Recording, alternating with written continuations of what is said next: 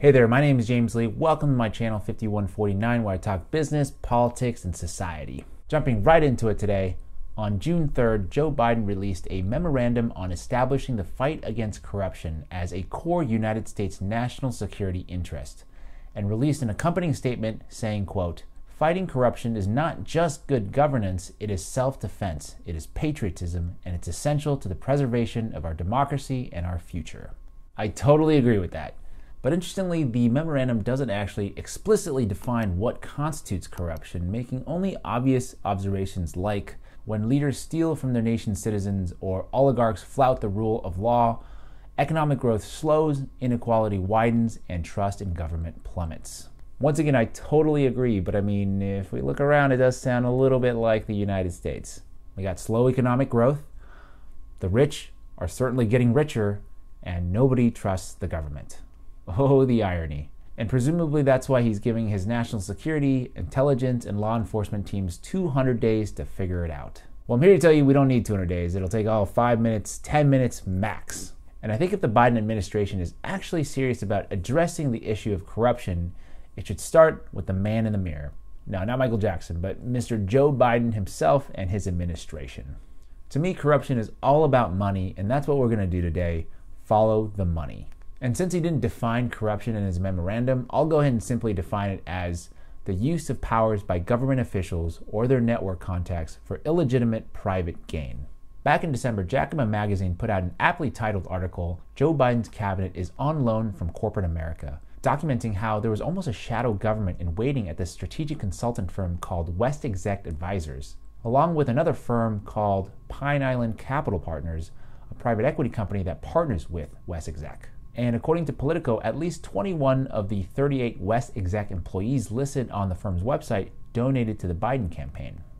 So perhaps not a coincidence that some of the most high-profile members of the Biden administration have ties to these two firms. The Secretary of Defense, Lloyd Austin, was a partner at Pine Island. Tony Blinken, the Secretary of State, was a co-founder and managing partner at WestExec, and also a partner at Pine Island. Jen Psaki, the White House press secretary, was also a principal at WestExec. Another thing I'm curious about, maybe you are too, is WestExec, Pine Island, what exactly do they do? Well, according to their website, they bring the situation room to the boardroom.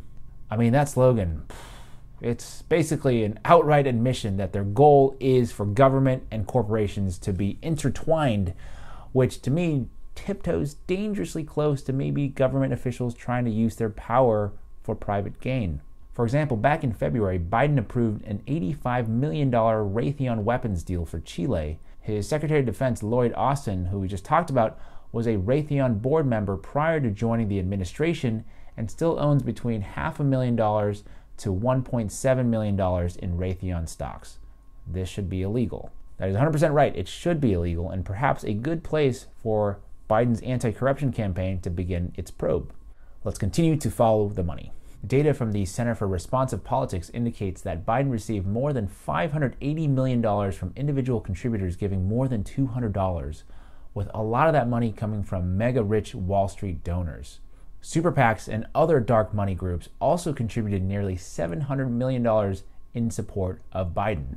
These folks, they don't just give away money willy-nilly. They're probably expecting some kind of return. So once again, perhaps not a coincidence that the current proposed bipartisan infrastructure plan is a quote-unquote disaster in the making and would facilitate a Wall Street takeover. One of the ideas outlined in the bill as a way to finance the infrastructure package is something called asset recycling. Recycling, that must mean it's a good thing, right? No, not really. It's just another mumbo-jumbo, feel-good greenwash term that really means the practice of leasing out or selling off public infrastructure to private corporations and using the proceeds to fund other projects. Think about that for a second. They are selling off public-owned infrastructure, the stuff that you and I paid for, to corporations who will then presumably find a way to profit off of that new asset because that is what they are designed to do. One such example is the privatization of Chicago's parking meters. In 2009, Chicago signed a 75-year public-private partnership with a consortium of companies for the operation of the city's 36,000 parking meters. Although the city received $1.15 billion in the deal, Chicago drivers will pay the consortium at least $11.6 billion to park at the meters over the life of the contract. The contract required Chicago to raise parking meter fees by 200 to 800%, depending on the area of the city from 2009 to 2013. It sounds a little bit like that public to private transfer of wealth we talked about earlier. Could it be that the donations did indeed buy a little bit of influence? I mean, it's obvious that all of this money in the form of campaign contributions does have a way of influencing policy. Policies that quite frankly see government officials using their power as a means to benefit their donors and their rich friends. Might want to look into this corruption as well. My point in wanting to talk about this is that if you read a blurb from Biden's statement, for example, the United States will lead by example in partnership with allies, civil society, and the private sector to fight the scourge of corruption, it almost seems like a lot of this is lost on him. There's not a lot of self-reflection, like somehow corruption only exists elsewhere, another party, another administration, another country, when in fact, his administration is full of corruption. Maybe it's legal corruption, because guess what?